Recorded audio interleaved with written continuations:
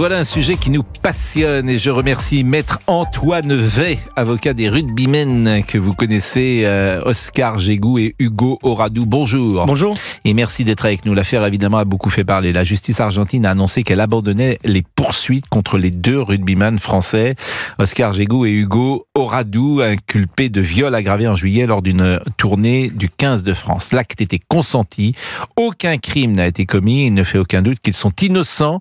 C'est ce qui a été déclaré. Dans la foulée, la Fédération française de rugby a indiqué que les deux joueurs étaient, avec cette décision de non-lieu de la justice, sélectionnables pour jouer avec le 15 de France. Et un peu plus tard dans la soirée, l'avocate de la plaignante a annoncé qu'elle faisait appel de l'abandon des poursuites. Alors, on parlera tout à l'heure de savoir si ce tunnel judiciaire est terminé ou pas, mais j'imagine, Maître Vey, que vos clients ont reçu cette information avec joie. Pas avec joie, non, parce que ils sont pas joyeux de ce qui s'est passé dans les derniers mois. C'est des gens qui étaient de base assez joyeux, je pense. C'est des sportifs de haut niveau qui réussissent leur vie, qui accèdent à l'équipe de France, qui partent en tournée. Et un incident privé, c'est-à-dire quelque chose qui relève de l'intime, se passe. Ça peut arriver pour des jeunes de 19 ans dans plusieurs cadres. Et la médiatisation d'une procédure judiciaire qui devient internationale conduit à ce que leurs deux noms soient associés, alors pendant combien de temps, dans quel cadre, à viol aggravé. Alors qu'avant cette soirée, c'était associé à équipe de France, sportifs de haut niveau, jeunes prometteurs. Donc on a fermé pour le moment la parenthèse judiciaire. Je dis on a fermé parce que on peut toujours avoir des polémiques sur il y a un droit d'appel, comment pouvez-vous dire, mais on a fermé parce que l'innocence des joueurs a été établie judiciairement et on ne reviendra pas en arrière là-dessus.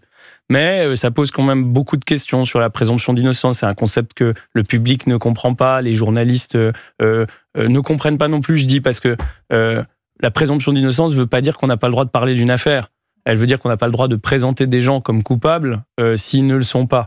Mais comment parler d'une affaire quand on parle de faits sans les présenter comme coupables? Donc il faudrait dire on ne parle pas d'affaires en cours, mais ça serait problématique. La question qui est plutôt posée, c'est qu'est-ce qui est intéressant pour le public dans une histoire de cette nature? À part que ça fait vendre des journaux, que ça fait gloser sur qu'est-ce qui s'est passé ce soir-là. Je veux dire, ces deux jeunes ne sont pas des violeurs. Il n'y a pas un trouble de l'ordre public qui est né ce soir-là. Il y a un litige qui s'est passé entre deux personnes, une plaignante, qui n'est pas une victime, mais une plaignante, et deux personnes, et ça aurait dû s'arbitrer judiciairement. Sauf que c'est devenu un fait médiatique.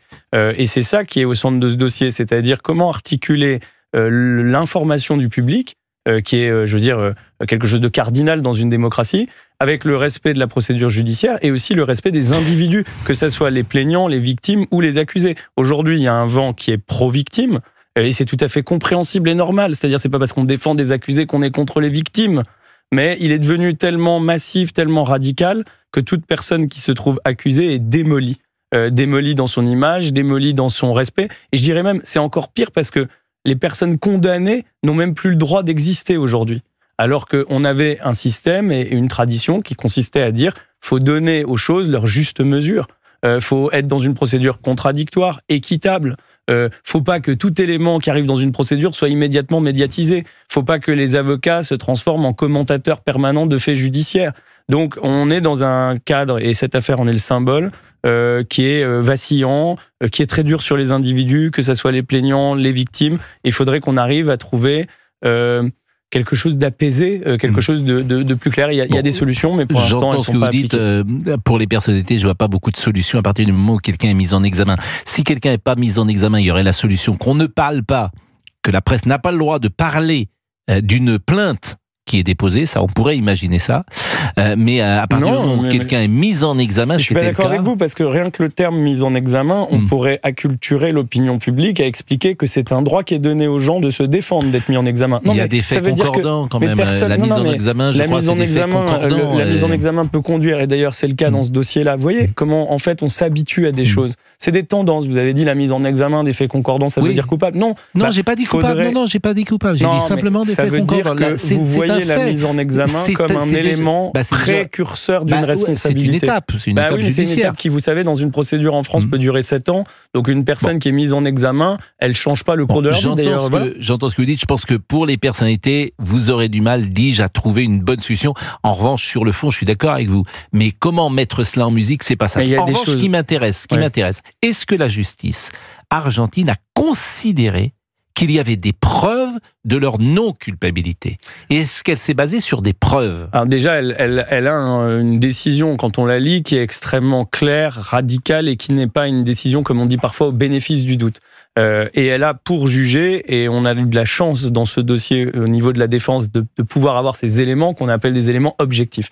Dans un dossier, il y a des éléments objectifs qu'on interprète, des vidéos, des textos, c'est des pièces qui existent, et puis il y a des témoignages, et souvent les témoignages sont assez évanescents, contradictoires, etc. Puis il y a les ressentis des accusés, les ressentis de la plaignante.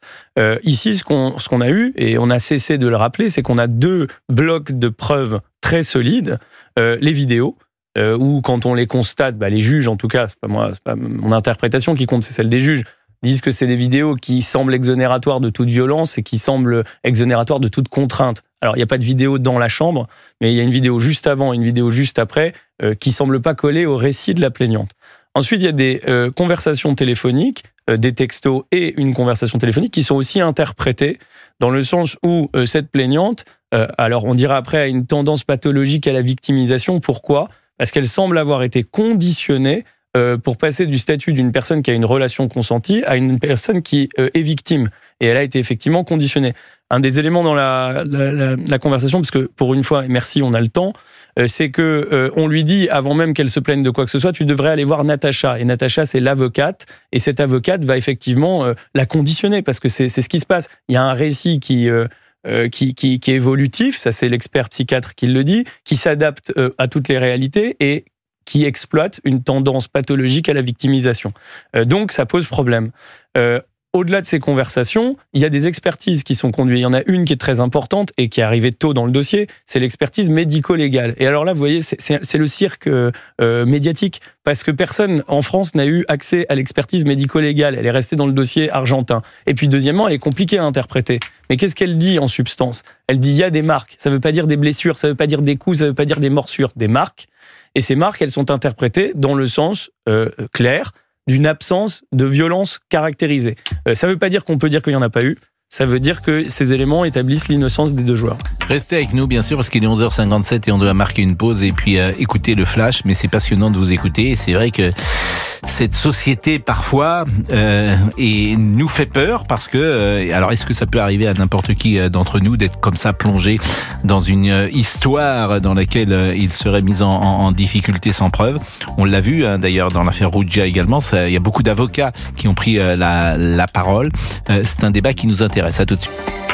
Pascal Praud et vous. Maître Antoine Wey est avec nous. Il est avocat d'Oscar Jégou et Hugo Oradou, les 2 rugbymen que vous connaissez. La justice argentine a annoncé qu'elle abandonnait les poursuites contre ces 2 rugbymen qui étaient inculpés de viol aggravé en juillet lors d'une tournée du 15 de France. Alors, le sujet que vous avez soulevé, qui est un sujet important et on le voit bien avec ce qui s'est passé autour de Mbappé, qui aujourd'hui, l'affaire est close puisque le procureur de Suède a annoncé qu'il n'y avait pas d'éléments pour aller plus en dedans.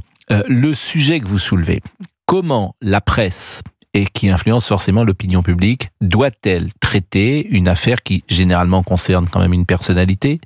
Comment doit-elle traiter? Et moi, j'ai pas la réponse à cette question. Si vous l'avez, si vous avez un modus opératoire à proposer, je l'écoute volontiers. Non, mais il n'y a pas déjà de volonté de... Parce que tout débat semblerait dire que ça doit être une limitation. L'air de dire, il ne faudrait pas que la presse s'empare d'un sujet quand il est judiciaire. Ce n'est pas du tout le cadre. Le cadre, d'abord, il est fixé par des conventions. Il y a des conventions très claires qui expliquent comment un journaliste doit, par exemple, faire état dans son article d'éléments qui pourraient le rendre moins objectif. C'est un cadre clair. Et puis, deuxièmement, c'est plus, moi, je pense... l'éducation du public qui reçoit l'information. Si vous regardez la façon dont les affaires judiciaires étaient présentées au 19e siècle, elles étaient présentées avec un parti pris. Le chroniqueur judiciaire avait une plume, il avait une façon de faire. Mais les journaux, quand vous lisiez tel journal, vous saviez que c'était tel parti pris. Aujourd'hui, il y a une pluralité qui doit être, et qui, je crois, est quand même assez forte dans notre pays. La difficulté, c'est de savoir si ce qu'on lit dans le journal est vrai. Et ça pose la question du contradictoire, de la prise en compte des intérêts divergents, du fait de, par exemple, le mot plaignant, victime, c'est quand même très important. Si dans une affaire judiciaire, quand quelqu'un conteste les faits, eh ben, il est présenté qu'il y a une victime, c'est que forcément, les faits sont établis. Donc il y a plein de choses. Moi, je vais défendre les journalistes. Les journalistes, ils suivent.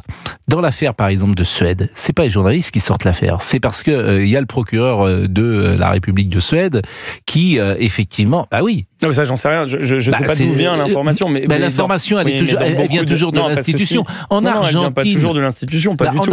80% des éléments viennent de fuites de dossiers, et c'est ça qui est critiquable. Quand l'institution judiciaire communique, elle a le droit de le faire, le parquet a des fenêtres de communication. Mais c'est ce qui s'est passé avec l'Argentine, c'est parce que tout d'un coup, ces jeunes gens sont en garde à vue. Oui, mais c'est l'emballement. Dans l'affaire, d'abord, toutes les affaires sont un peu différentes. Oui, quand il y a des fuites, quand il y a des fuites de dossiers dans un cadre politique, par exemple, qui vise à orchestrer que les fuites vont générer des articles alors que la personne est présumée innocente, c'est pas du tout le même cadre que quand dans un cadre criminel ou dans un cadre d'attentat, un parquetier vient donner des éléments d'enquête. J'entends bien, là, mais alors par exemple en l'espèce, qu'est-ce qui aurait pu dans l'affaire que vous avez suivie? En l'espèce, c'est l'emballement. Mais c'est inhérent à leur personnalité. 15 de France, 2 joueurs de l'équipe de France. La façon dont les faits sont rapportés. Le fait de pouvoir rapporter les faits avec des précautions, le fait de ne pas dire qu'un viol a été commis, même pour les avocats, je dirais que c'est une réserve. Quand vous avez l'avocate de la plaignante qui sort et qui raconte les faits comme si elle y avait été... Mais c'est pas ça, c'est pas les journalistes. Non, mais pourquoi vous voulez mais parce que les journalistes, ils suivent, c'est ce que je viens de dire. Exactement le fait que ça n'est pas que la responsabilité des journalistes. C'est déjà la médiatisation, la place qu'occupent les médias, le temps de l'information. Quand vous avez des réseaux sociaux qui véhiculent des informations complexes, vous voyez, on a parlé 5 minutes du dossier et qu'il faut qu'en 30 secondes, ça soit l'information la plus polarisée, la plus extraordinaire qui filtre, alors qu'un raisonnement judiciaire, c'est quelque chose de long, de compliqué, une absence de culture générale sur ce qu'est le droit, sur le fonctionnement de la justice. C'est pas les journalistes qui sont en faute, c'est une société dans son ensemble qui a du mal. Vous n'allez pas réformer forcément tout ça. Alors, non, mais j'ai pas comme métier de le réformer. En tout cas, sur le fond, moi je suis assez d'accord avec vous. C'est un rapport à l'information qui est un rapport qui a évolué dans les derniers temps et qui n'est pas figé. C'est le rapport à l'information. Ça a toujours été plus ou moins les faits divers. Ça a toujours été, vous savez, quand vous regardez ce que faisait François dans les années 50-60, qui était le média dominant, il y avait alimentation du fait divers sur les grandes... Parce que le débat n'est pas sur le « c'était mieux avant ». Le débat est sur comment, dans un monde qui est de plus en plus connecté, on arrive justement à améliorer la qualité de l'information. Et ça sera pas facile. Dernière chose, est-ce que il y a une fin judiciaire de cette affaire, ou est-ce qu'on repart avec l'appel qui a été fait par l'avocate de la plaignante? Qu'est-ce qui va se passer techniquement, cet appel fait qu'il y aura une audience qui devra statuer sur le mérite de cet appel, mais sur le fond, il y a des dossiers dans lesquels on pense que, par exemple, le juge peut avoir une autre interprétation. Et d'ailleurs, c'est perturbant en termes d'information dans l'esprit du public de savoir qu'une affaire pourrait être perdue, gagnée, etc. Ça veut dire que le cadre n'est pas rigide. Mais là, dans ce dossier-là, quand on lit la décision, il n'y a rien qui peut être modifié au stade d'appel. Parce que l'interprétation qui est donnée des éléments objectifs n'est pas une interprétation qui est susceptible d'évoluer, parce qu'elle est objective, en fait. Et clairement, par exemple, l'expertise psychiatrique contradictoire réalisée par la justice, et pas des expertises privées, est extrêmement accablante sur le récit de la plaignante. Ce qui ne veut pas d'ailleurs dire sur la plaignante en elle-même, parce que la difficulté, c'est quand vous avez une parole qui est fragile, parce qu'elle vient d'une personne fragile, accabler la plaignante en disant qu'elle est fragile ne sert strictement à rien. Ce qui est important, par contre, c'est que sa parole était conditionnée, et donc elle n'a pas dit la vérité. Et donc elle a accusé à tort, de manière mensongère, des joueurs qui aujourd'hui porteront toujours le poids de cette accusation.